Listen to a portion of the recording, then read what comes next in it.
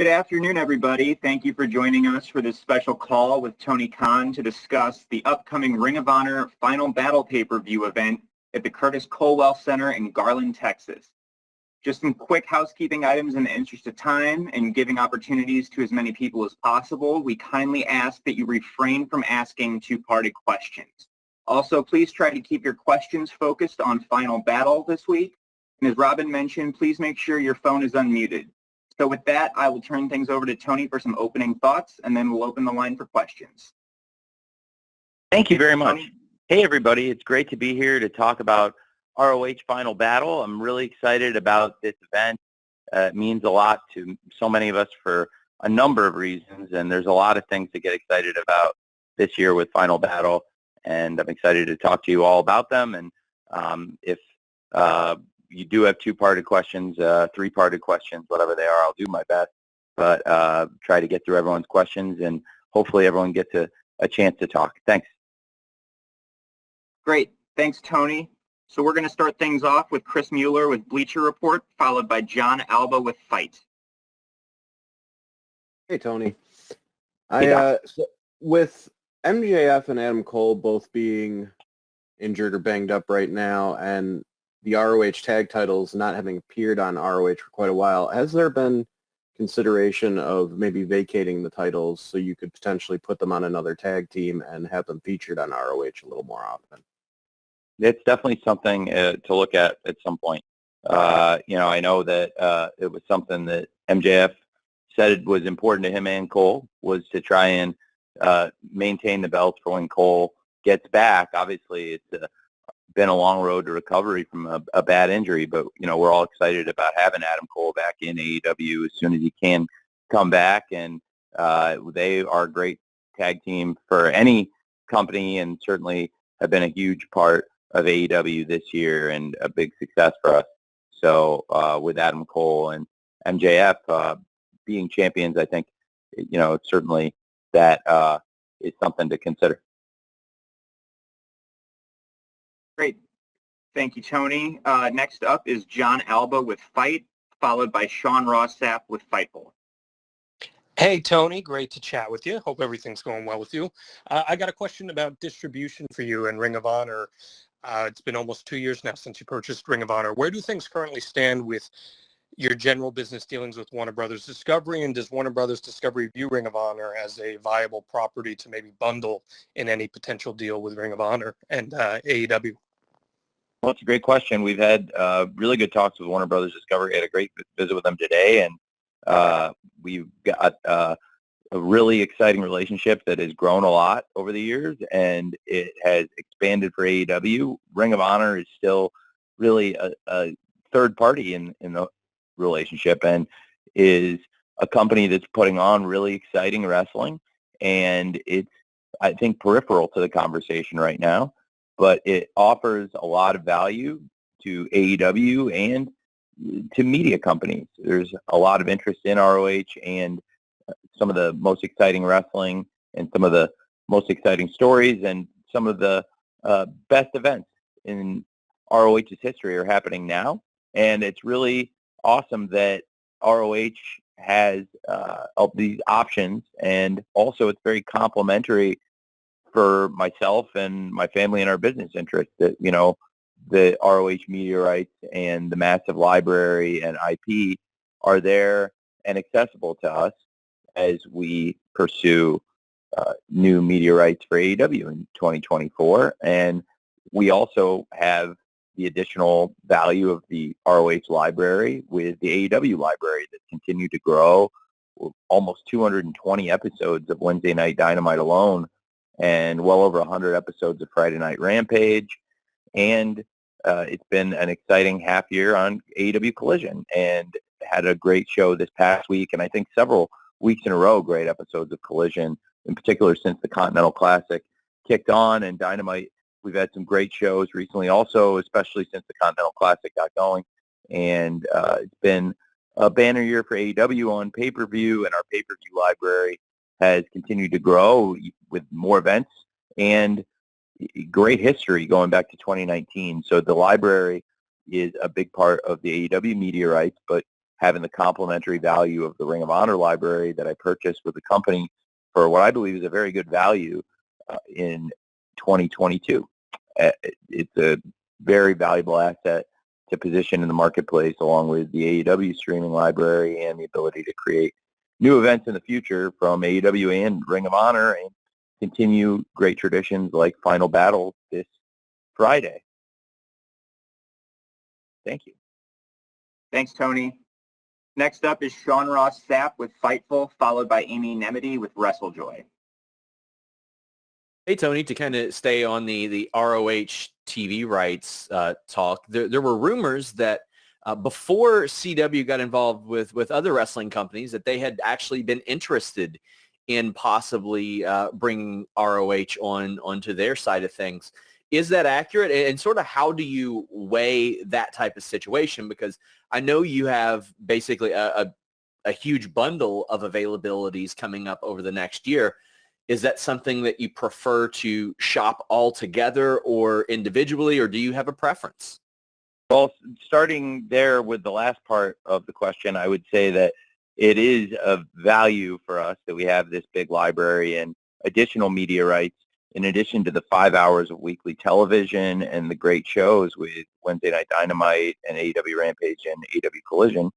And having that along with our big pay-per-view shows and our library, and then complementing that with ROH, the new events, which we've had some of the best events ROH has ever had have been in the last couple of years in the time we've owned the company. And the ability to go back and look at some of the greatest wrestlers in the world. A lot of them are in AEW now, and some of them wrestle in other companies all over the world. And great to be able to look back at that library of events. But definitely, I think that is a value add for both AEW and Ring of Honor to be aligned with media rights that are coming up for AEW in 2024. It's going to be a very exciting time for AEW, and it's great to have ROH there as a strategic value. And then as far as the TV rights, we've had a lot of interested parties. I've been, for the reasons we just talked about, the aforementioned parts that we just discussed, it's definitely something I've been holding on to and haven't had a lot of detailed conversations. I think CW's great network, and we did have a visit. Dennis visited us at the Forum last year, and it was great. And I have a lot of respect for Dennis Miller and the CW folks, and I think the timing for us wasn't necessarily right, but I think there was a lot of great interested people in the marketplace in both AEW and ROH, and I think for 2024 it'll be really exciting time for pro wrestling, and ROH I think added good value going forward in this exciting opportunity for AEW and ROH. And it's also been great to keep ROH thriving, and it's proven that it's adding a lot of value to the wrestling ecosystem. There's great matches that have happened, things that are really important and wouldn't have been possible without the purchase of ROH. First and foremost in my mind would be the trilogy between FTR and the Briscoes last year across the three major ROH events we've held, from Supercard of Honor 22 in Dallas here in this area, and to, of course, Death Before Dishonor in Massachusetts, and then coming back to the Dallas Metroplex for Final Battle last year for the third and final match, the dog collar match, after the first match in Dallas had been so great, and the 2 out of 3 falls match at Death Before Dishonor in Massachusetts I thought was off the charts. And then, arguably the greatest of the trilogy was here in Dallas at Final Battle. And I've seen people question why the event, with the significance of keeping the event around Dallas. That's a lot of the significance around the event, and I can certainly elaborate on that more. And when you have great things we've been able to do with ROH that wouldn't have been possible, including FTR versus the Briscoes, which wouldn't have been possible otherwise, and things we've done like what I'm so excited to talk more about on this call, such as the AEW Women's World Championship match with Athena versus Billie Starkz, where Athena has been on this dominant run, tearing through opponents for a year, and she's had some incredible matches on ROH TV and on pay-per-view, and reached new heights as a champion. She's been from every step of the way in this new ROH over the past year. Athena has been there, and then by her side recently, she had this 18-year-old wrestling genius that she took under her wing to some extent, but also kept at a distance. And the way that the two of them connected, and the relationship between them that formed, and then the conflict that has arisen, and the way that Lexi Nair is both a host of ROH and a minion, in Athena's words, I think has added a lot to the story. It's just been really fun to have that story play out, and we've been able to give it time and attention. I've been able to sit with the three of them every single week and focus on it in a way that could be potentially challenging in AEW, potentially to develop an 18-year-old wrestler like Billie Starkz, who is so far along, especially when you consider her incredibly young age and her progress at 18 and how far she's come to be wrestling in this huge main event world championship match. It's a really big deal, and I think ROH made it possible along with the hard work of Billie Starkz and Athena, and to some extent Lexi Nair and everyone involved. So yeah, I think it's been great for many reasons, and I really enjoyed it, as you can tell, on a wrestling level. But I also think there's a lot of strategic value in it, and really excited about Final Battle this week, but definitely have been cautious about going too far with some of the interest we've had in the product from people that have visited us since I bought ROH, and because I really value the relationship with Warner Brothers Discovery. It's been great for us, and I think it's a big opportunity for AEW coming up in 2024, and ROH can be a big part of that, and the ROH purchase has been a big part of the success of AEW. When you look at having the footage and all of the unopposed trademarks and everything we acquired just regarding All In, and what a massive success All In has been, the inaugural event, and the historic success for AEW of the inaugural All In at Wembley Stadium, and now having All In again, and the huge advance that proves we were right to go back, and this is going to be a massive event consistently for AEW, and a home run for the fans in London, getting the biggest wrestling event in Europe in their market, and having it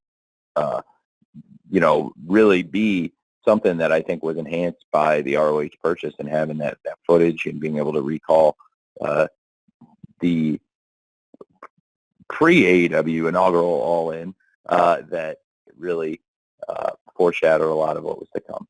And that would not have been possible without ROH.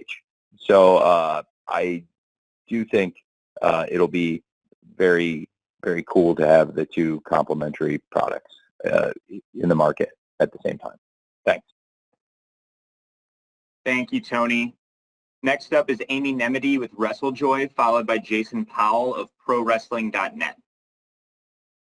Hi, Tony. I am so glad that you brought up Athena and Billie Starkz, because that is exactly the question that I wanted to ask you about. So Athena won the ROH Women's Championship last year at Final Battle. And honestly, she's put the ROH Women's Division on the map this year, becoming perhaps the greatest ROH Women's World Champion of all time. While she's been on her incredible winning streak, Billie Starkz has also been amassing one of her own. She has 9 straight wins in singles matches, but her last defeat came at the hands of Athena herself and the Owen Hart Cup quarterfinals at Forbidden Door. I'd like to sort of pick your brain a little bit and see how this match came together, what the involvement was. Did you know back at Forbidden Door that this is what you wanted? Did you know all the way back at Final Battle last year? Can you talk a little bit about the process of this storyline coming together, especially as all three members of it have been consistently knocking it out of the park? Yeah, it's been a tremendous process, and I really like working with Athena and Billy Starks and Lexi Nair.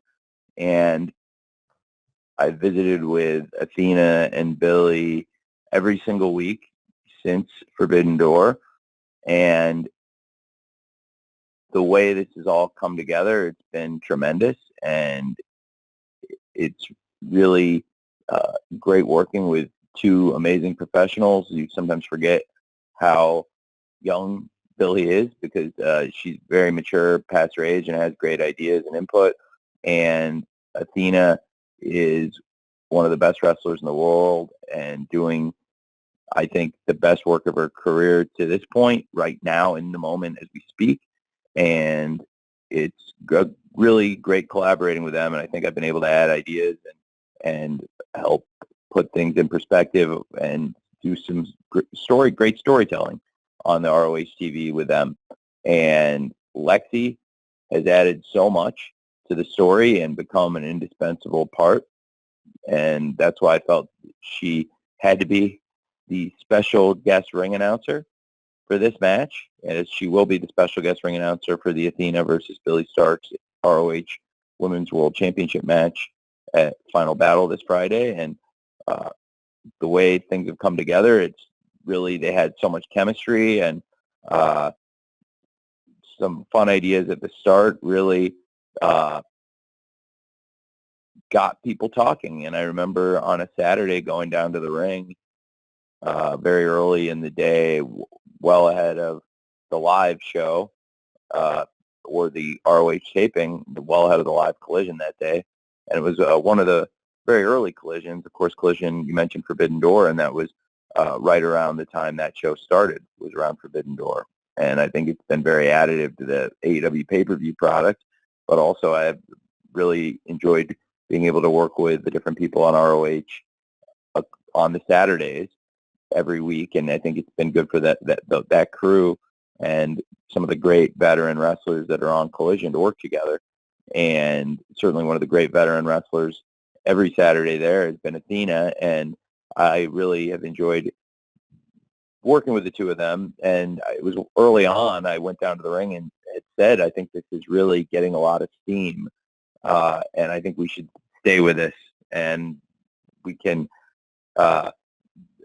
really make this something very special. And I, had some ideas, and they've had some great ideas, and it's come together every week. And it's been a great collaboration, and everybody involved, Athena and Billy and myself and Lexi as well, have put great things into it every week. And, since the summer, we've been having a lot of fun with it, and we're excited for Final Battle. And it'll be something really special. I think Athena and Billy really deserve this spotlight, and it'll be a great main event match for the ROH Women's World Championship, Athena versus Billy Starks on Friday night. Thank you, Tony, and thanks, Amy. Next up, Jason Powell with ProWrestling.net, followed by Samantha Shipman of the Daily DDT. Yeah, hey, Tony, you previously said that you don't view Ring of Honor as a developmental brand, and you pointed to the brand's champions. With Eddie Kingston giving up the ROH title to create the Triple Crown title, we've also had Samoa Joe forfeit the TV title. The Young Bucks and Hangman Page lost the six-man titles. It just makes me wonder, has anything changed in terms of what your vision is for Ring of Honor? Well, I think, no, it hasn't. And I think we'll have a really consistent and sustainable company that we've been able to build that has great shows and has put a lot of great matches into the wrestling ecosystem that I was very excited to revive, because it has a great history and had a lot of value that it could add to my own portfolio personally, but also to the world. And I think what we're seeing here with this event, and you look at some of the matches, that I don't think necessarily with the 5 hours of AEW TV, that as far as having every week the consistency there, I don't know if it would have been possible to develop those stories, and certainly for some of the young wrestlers, I think it's been excellent, but we have a great veteran group, and it's really about great wrestling and a prestige product. So Eddie Kingston put the ROH World Championship and the New Japan Strong Openweight Championship up as part of this huge Continental Classic, and now every time we go out for these matches, you see the 3 belts out there, including the ROH World Championship, along with that New Japan Strong Openweight Championship and the AEW Continental title in the bag. And I think it's really important to note that whoever comes out of the Continental Classic, when you look at this incredible field with 12 wrestlers, any of them would be a great champion. They're all very established stars. And the way the tournament's shaking up and the exciting leaderboard for the tournament in the Gold League and Blue League respectively, I think it's something to watch for, that there's going to be a great world champion coming out of this for ROH at this point, no matter who wins the Continental Classic. And that'll be somebody that'll defend all these championships across promotions and be a touring champion, tying together this wrestling universe. It's very exciting. We've had cross promotion working with New Japan Pro Wrestling in particular, but this offers more opportunities to have a touring champion like I grew up following.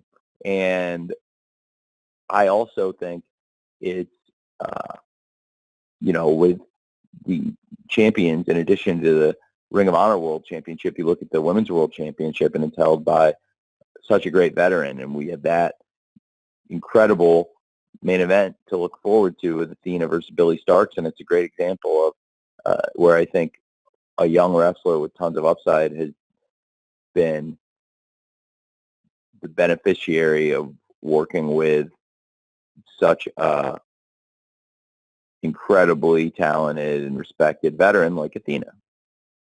And I think we have some great champions in the company right now. There's also some great young wrestlers, and it's a great blend.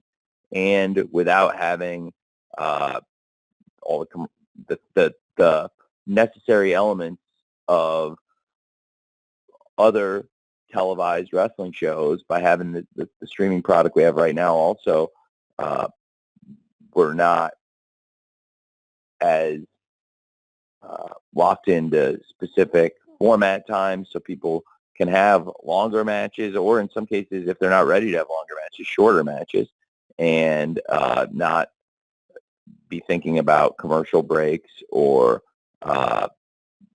certain aspects of it. But there are other aspects that it's great for the people to learn working on television, working in the same arenas with the same production staff, and there's a lot to be said for it for the young wrestlers, but it's also a great group of top veterans and a prestigious wrestling product with prestigious championships.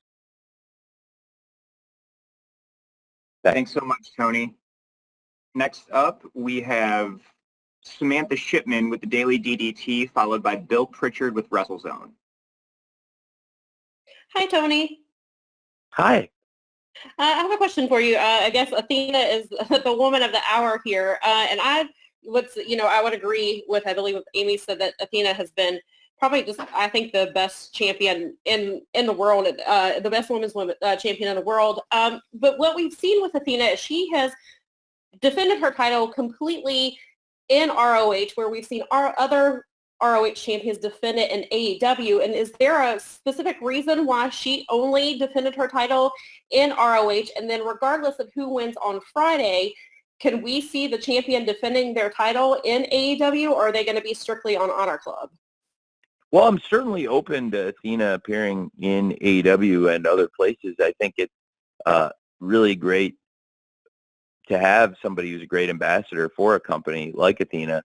One thing that's been really consistent and great about ROH is Athena has been very much a part of that show and focused on that show.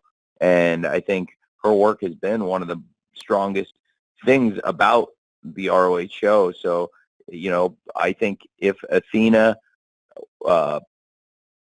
is focused on ROH and focused on AEW, that's great too. I think with Billy Starks, you have somebody that is a great challenger that would be a great champion for ROH, but also somebody people would be excited to see in AEW. So I think both Billy and Athena would offer something to any wrestling company they're competing with. But one thing, looking backwards at this past year and reflecting on 2023, I believe Athena's work on ROH was quite possibly, likely, the strongest, most consistent thing throughout the year, and it's been really nice having that anchor. And I do think Billy Starks now has been somebody that's been on the rise, as we mentioned, had been on a 9-match winning streak, will have a chance to continue an unbeaten run and become champion, and it's a match with very high stakes for ROH. I think whoever wins would be great to wrestle in any promotion, including AEW, and also would be a major focus of the ROH shows going forward. Thank you. Thanks, Tony. Next up, Bill Pritchard with WrestleZone, followed by a write-in from Steve Fall with 10 Count. Hey, Tony, how are you? Hey, doing well, thank you. How are you? Good. I wanted to ask about Samoa Joe's title reign, and if there was ever a discussion to keep the title on him. I know you're having the finals of this tournament at Final Battle, the Survival of the Fittest finals, but was there ever any discussion to maybe have him lose it in a match rather than go the tournament route, or just keeping him as a double champion in general, since it's something we've seen in other areas of AEW?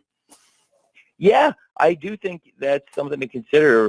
The World TV title had been such a consistent focus on the TV show, and Samoa Joe had defended it many times. And given the nature of a TV title, I think it will be good to have a champion that can participate consistently on the ROH TV and be a fighting champion. That Samoa Joe has been such an incredible champion. He was the longest reigning champion of all time and made an incredible list of defenses. And when you look back at all the great wrestlers Samoa Joe fought for the ROH TV title in the over 1 year reign, I think it was incredible. And I also think now with AEW, Samoa Joe has become a huge focus of the AEW promotional considerations. And definitely for Samoa Joe, I do think it made a lot of sense for him to be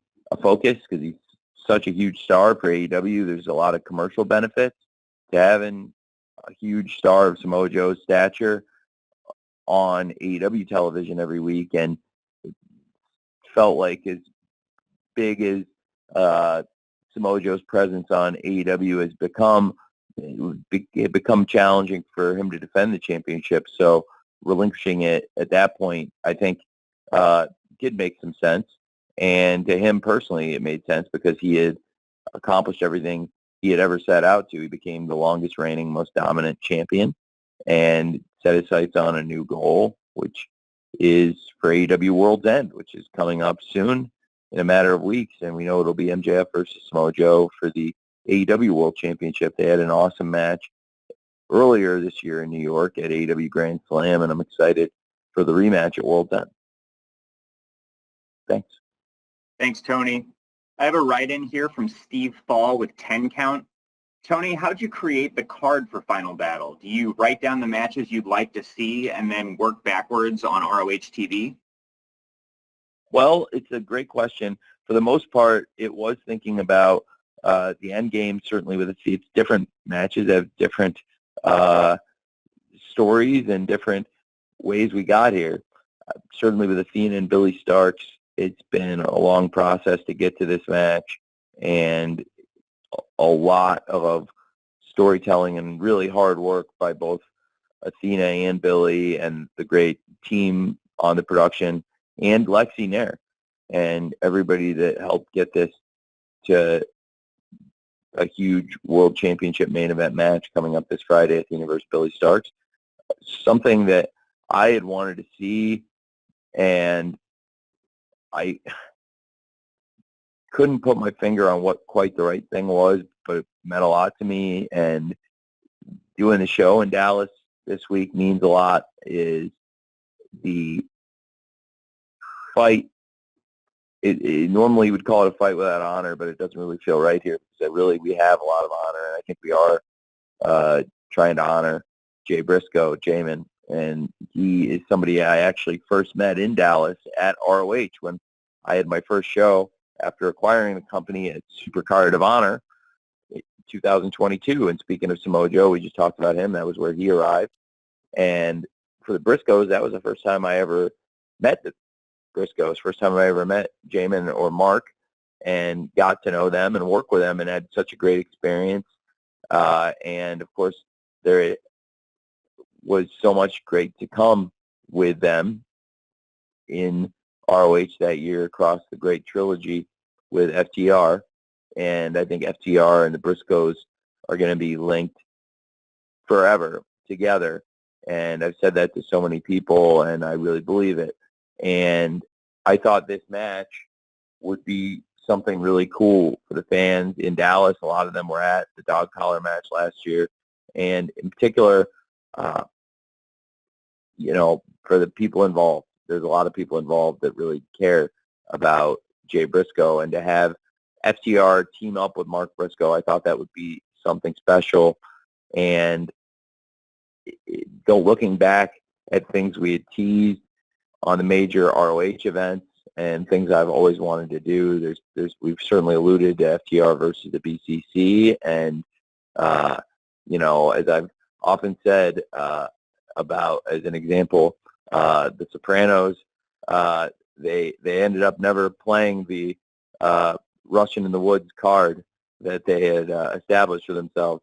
But, I've had this FTR versus BCC match also, that the two groups, FTR, the tag team, and the BCC, they've bumped up against each other a lot. There have been interactions that recently on Collision, we've seen them aligned in many ways, and we can see they respect each other, and I think that's been evident for a long time.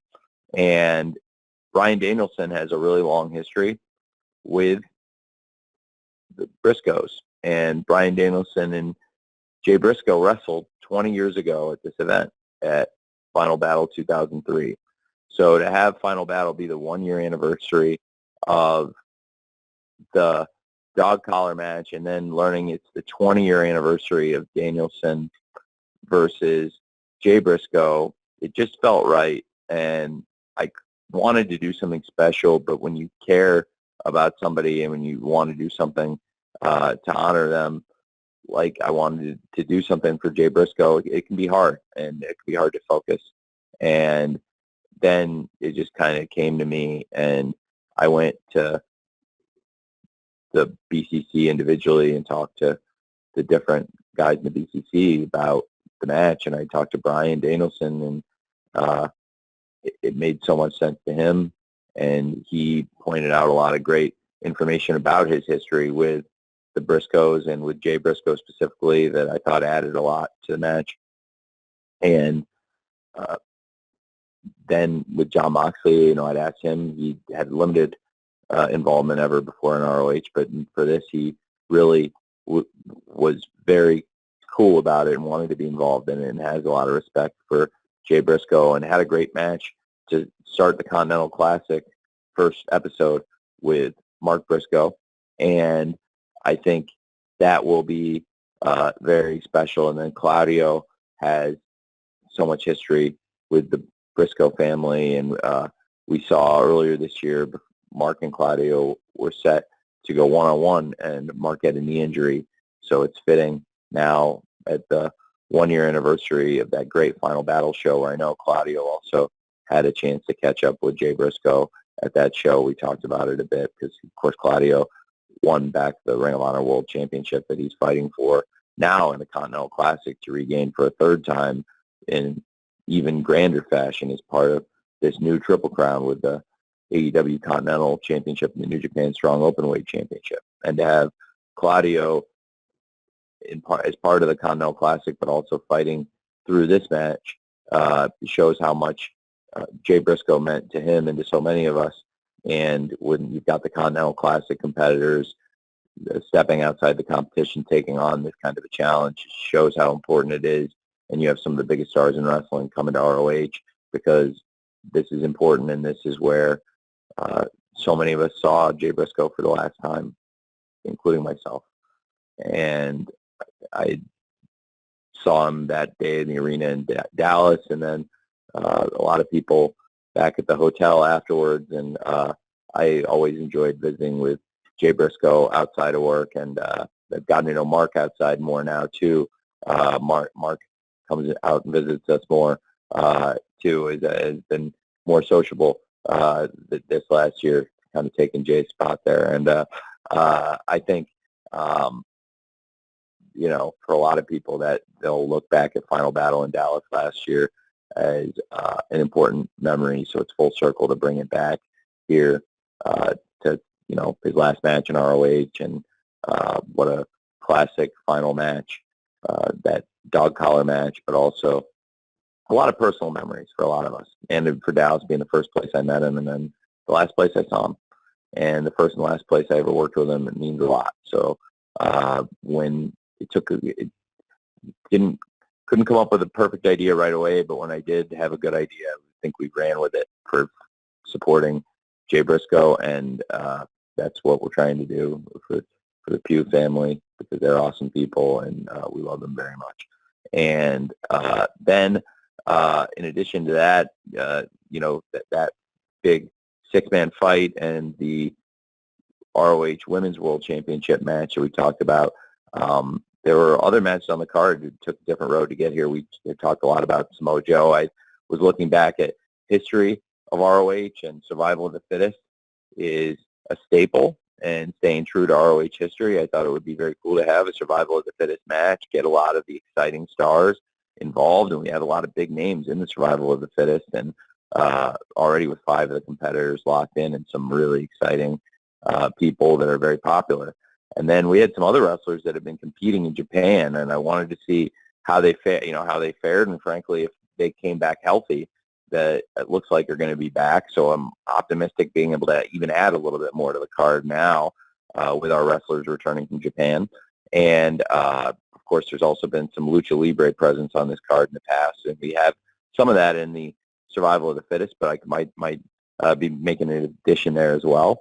And when we talk about story, of course, I was really enjoyed working with Ethan Page and Tony Nese, who brought a lot of great ideas for their program, and they're 2 people that really wanted to wrestle each other and have built some great interest, and I really enjoyed working with them. I think there was some good buzz for the contract signing segment we did this past week for that I Quit match, and this Thursday on the Go Home ROH, which we'll look forward to kind of turning our focus to after Wednesday Night Dynamite tomorrow night.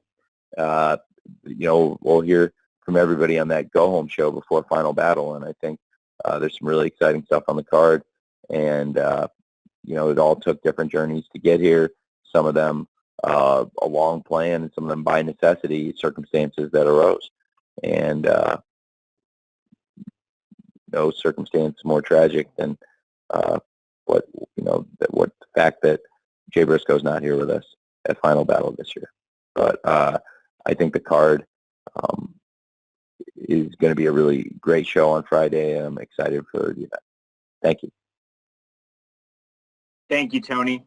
I have another write-in here with Kimmy Sol from the Pop Break, who will be followed by John Pollock with Post Wrestling. Kimmy writes, how would you evaluate Ethan Page's work so far in Ring of Honor?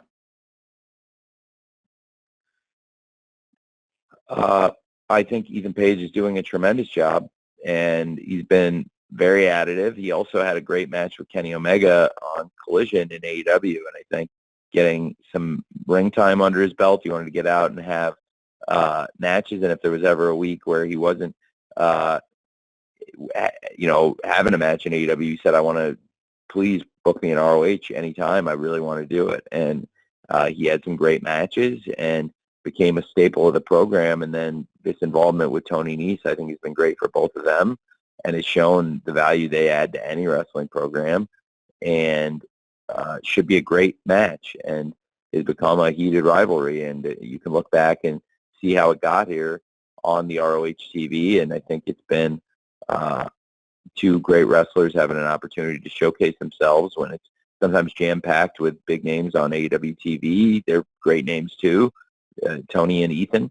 And I think, you asked about Ethan. Ethan's somebody that really double-dipped. He had the great contract signing this past week on Thursday, and then on Saturday had an awesome match with Kenny Omega on Collision that did very well and did a good rating, and he did very well in the match. And was tremendous for both men, and I think meant a lot to Kenny and Ethan to have a big match in their home country, Canada. And I think now he'll have a big match Friday at Final Battle, so he's doing great stuff. Thanks for asking.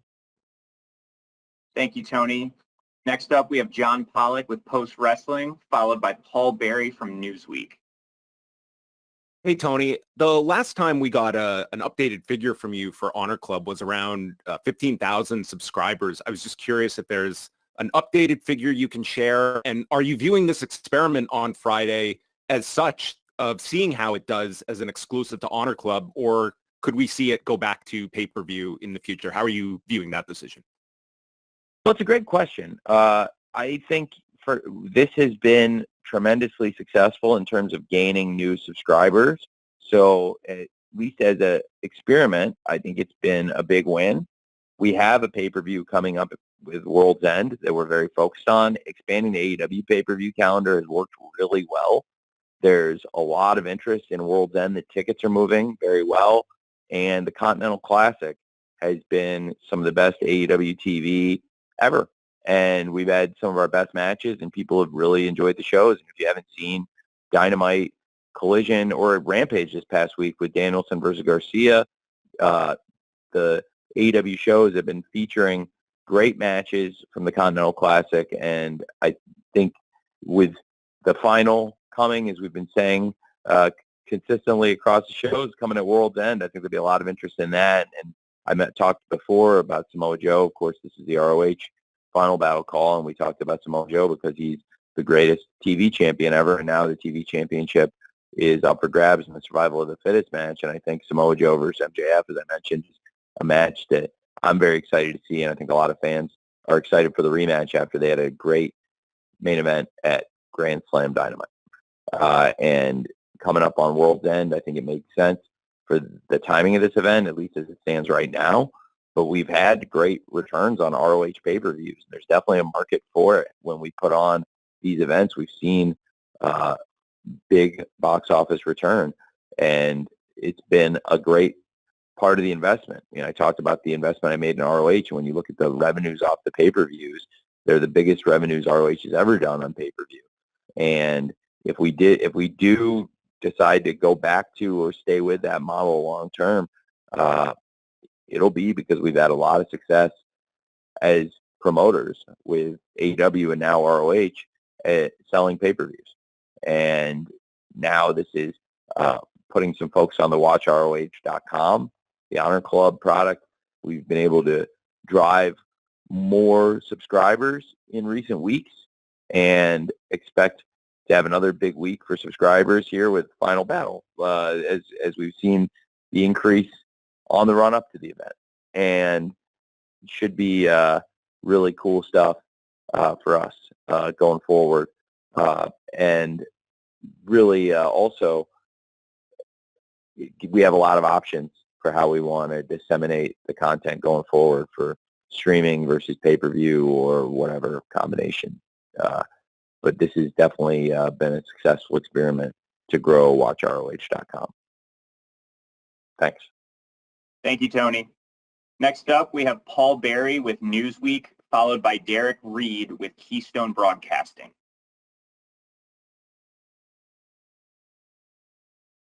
Hey, Tony. Great being on Honor Club this week for the contract signing. I hope you're keeping Mark Sterling's card in a very safe place.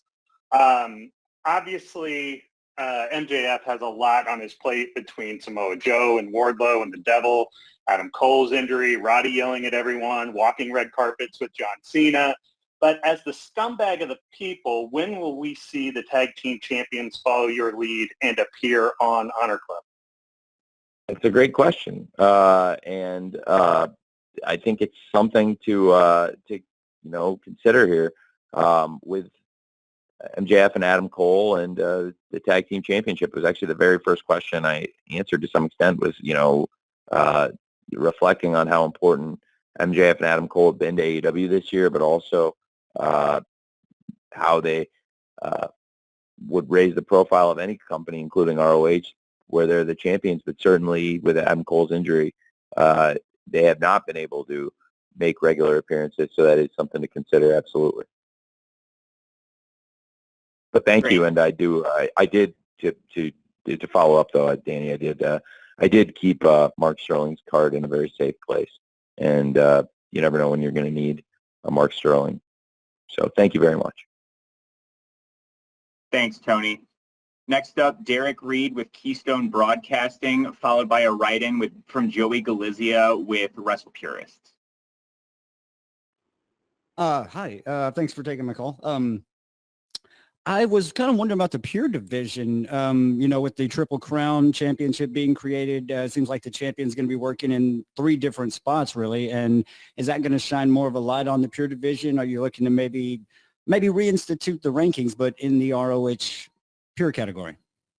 Well, it's a great question. I think that the Pure Championship has gained a lot of profile, and one reason for that, well, there's multiple reasons. I think we've had great champions, and 3 people who helped raise the profile of the title, I believe, are Daniel Garcia, who was a champion at one point, and somebody who I have a lot of respect for, and another person I have a lot of respect for is the current champion, Wheeler Yuta, who is a multiple-time champion and the only multiple-time champion, and is not necessarily the most honorable wrestler, and certainly not the most popular member of his own faction, the Blackpool Combat Club. Definitely not the most popular guy in the BCC, but he is a great champion, and I think having 2 great young wrestlers fighting for the title like Yuta and Garcia has added so much to the championship, and also we've seen the profile raised, in my opinion,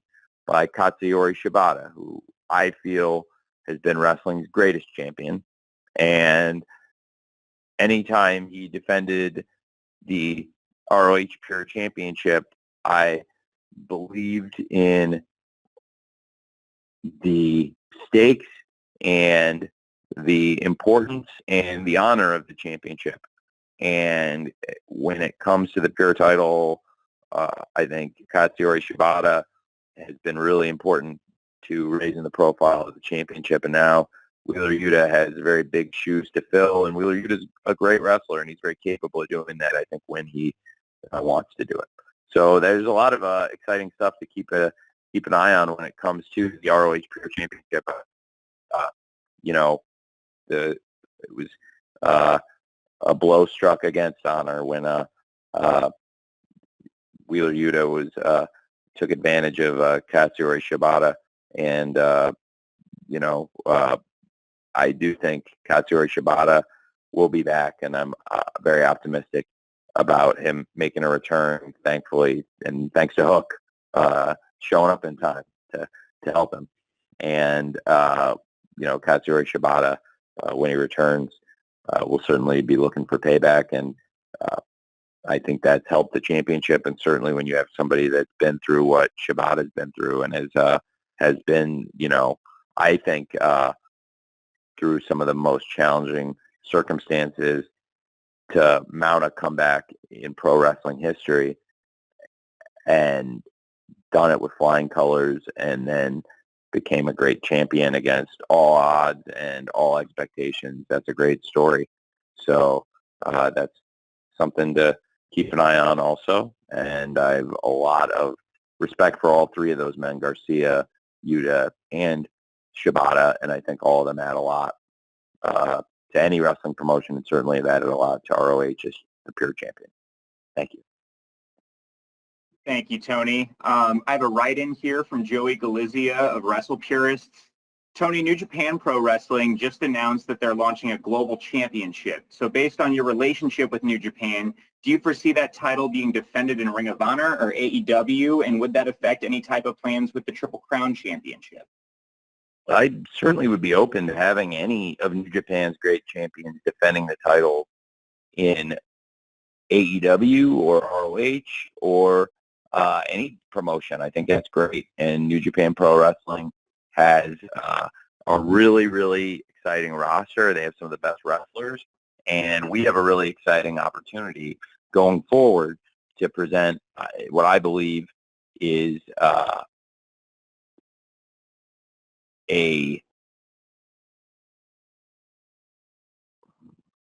unified champion across the Triple Crown, the 3 titles, the AEW Continental Championship, along with the New Japan Strong Openweight Championship and the ROH World Championship. So with any New Japan champion, we would certainly welcome them to compete as part of the same spirit of competition and the partnership with New Japan Pro Wrestling. So we're excited about that news, and certainly that creates another exciting opportunity in the world of pro wrestling with the great roster that New Japan offers. Thank you, Tony. And we're going to close here today on a question from Ella J with SE Scoops. Any news on who the 6th competitor will be in the TV title Survival of the Fittest match? Well, stay tuned to ROH. We've got a great 5 competitors. Of course, the 6th in the Survival of the Fittest, and we've been following it here, and we'll be announcing more and keeping people engaged on the run-up to the event. And there's still a little bit more to go, a few more days and one more TV. So, but I'm excited about the Survival of the Fittest match, and it's a great question, Ella, and I really appreciate it. Thank you, everyone. We are now at the end of our time. We'll be distributing an audio recording to all attendees shortly, and we thank you again for being a part of today's call. We're looking forward to you joining us for AEW Dynamite tomorrow night, Ring of Honor Final Battle on Friday night, and AEW Collision on Saturday night. Thank you.